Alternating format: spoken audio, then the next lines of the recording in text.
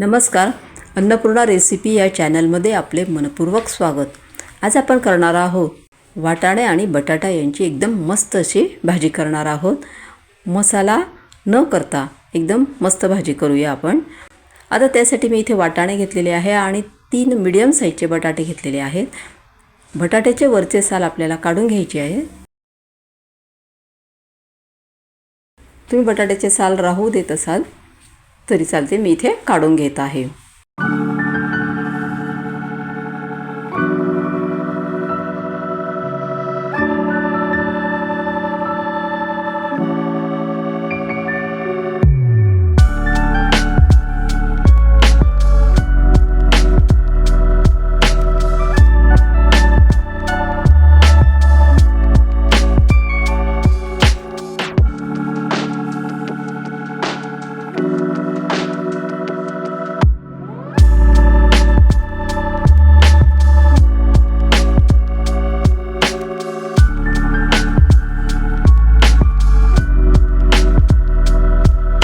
आता आपण त्याचे काप करून घेणार आहोत। आपल्याला बटाट्याचे असे चप्पट काप करायचे आहे, म्हणजे ते पटकन शिजतील, म्हणून त्याचे असे चप्पट काप करायचे आहेत आपल्याला।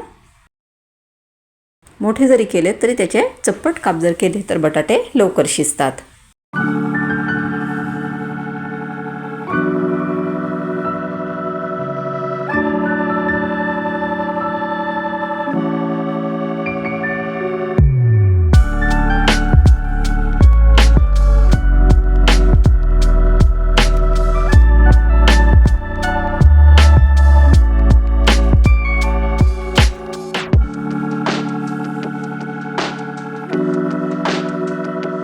अशा पद्धतीने आपले बटाट्याचे काप करून झालेले आहेत।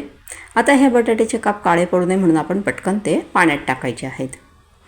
आता इथे मी एक मोठा कांदा घेतलेला आहे, तो आपण चिरून घेऊया, त्याचे काप करून घेऊया आपण। आता तो शक्यतो आपण बारीक चिरायचा आहे।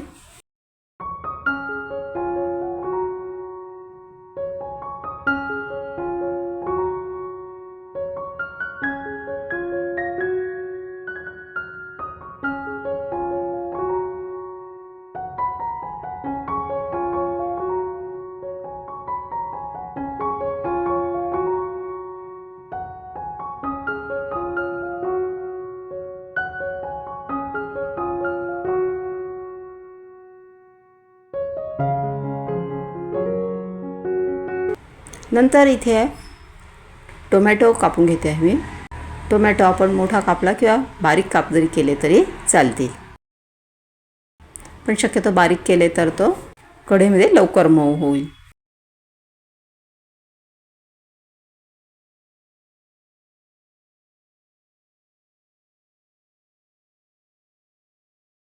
आता इथे आपले कांदा आणि टोमॅटो दोन्ही चिरून झालेले आहेत। आता कढईमध्ये मी इथे तेल ठेवलेले आहे गरम करायला। आता तेल गरम झालेले आहे, आपण मोहरी टाकून घेणार आहोत। मोहरी चांगली आपल्याला तळतळू द्यायची आहे। त्यानंतर मी त्यामध्ये जिरं टाकलेलं आहे। जिरं तळतळल्यानंतर आपल्याला त्यात जे लसणाचे बारीक बारीक काप आहे ते थोडेसे मी इथे असे ठेचून घेत आहे। तुम्ही मिक्सरला त्याची पेस्ट करू शकता किंवा असं आपण खलबत्त्यामध्ये पण ते कुटून घेऊ शकता। असे थोडेसे असं जाडसरच आपल्याला थोडंसं ते करून घ्यायचं आहे मिश्रण। त्यानंतर ते आपल्याला कढईत टाकायचं आहे लसूण। नंतर लसूण थोडा वेळ झाल्यानंतर आपल्याला त्याच्यामध्ये कांदा टाकायचा आहे। नंतर थोडा वेळ आपल्याला कांदा परतून घ्यायचा आहे। नंतर आपल्याला टोमॅटोचे काप टाकून द्यायचे त्याच्यामध्ये आणि टोमॅटो आपल्याला चांगला मऊ होईपर्यंत मिक्स करत राहायचा, होऊ द्यायचं आहे त्याला आपल्याला गॅसवरती थोडा वेळ। आता टोमॅटो होत आहे तोपर्यंत आपण इकडे हे धुवून घेऊया वाटाणे बटाटे।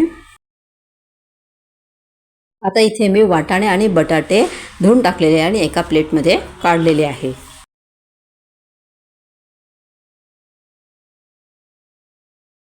आता इथे आपला टोमॅटो झालेला आहे मऊ असं। आता इथे आपण सर्व मसाले टाकून घेऊया। पाव चमचा मी हळद टाकलेली आहे. 1.5 चमचा तिखट टाकलेले आहे आणि 1.5 चमचा धना पावडर टाकलेली आहे आणि पाव चमचा गरम मसाला टाकलेला आहे.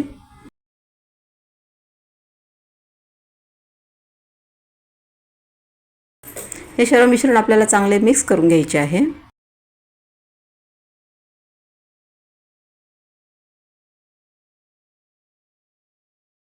त्यानंतर आपल्याला त्यामध्ये बटाटे आणि वाटाणे टाकायचे आहे.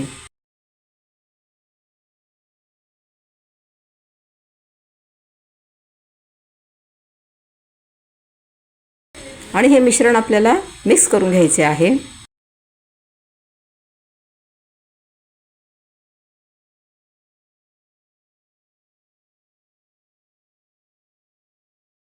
त्यानंतर आपल्याला त्यामध्ये चवीनुसार मीठ टाकायचे आहे.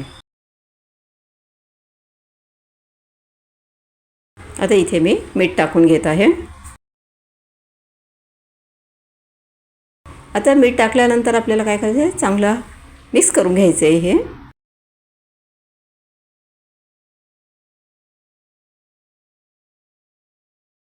आता त्यामध्ये आपल्याला शिजण्यासाठी पाणी टाकायचं आहे, कारण आपण वाटाणे किंवा बटाटे शिजवलेले नाही आहेत, ते तसेच टाकलेले आहेत.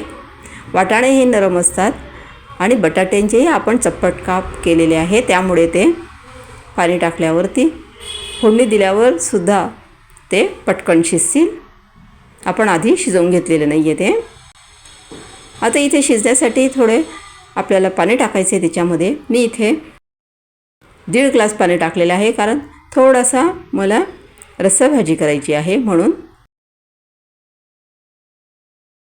आता इथे भाजी थोडीशी आपल्याला हलवून घ्यायची. त्यानंतर पुन्हा आपण अजून झाकण ठेवूया, कारण अजून वाटाणे शिजलेले नाही आहेत.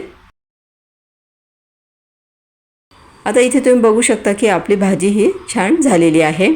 आता इथे वाटाणे शिजले का तेही बघून घेऊया. वाटाणे पण छान नरम झालेले आहेत, म्हणजे वाटाणे पण आपले शिजलेले आहेत. आपण जर ते वेगळे शिजवले तर त्या भाजीची टेस्ट वेगळी लागते आणि फोडणी देऊन त्यामध्ये डायरेक्टली आपण जर हे वाटाणे किंवा बटाटे टाकले तर त्या भाजीची चव चांगली लागते, म्हणजे जास्त चांगली लागते. म्हणून मग मी तसे केलेले आहे. माझी ही रेसिपी जर तुम्हाला आवडली असेल तर हे व्हिडिओला लाईक करा, शेअर करा आणि चॅनलला सबस्क्राईब करा. थँक्यू.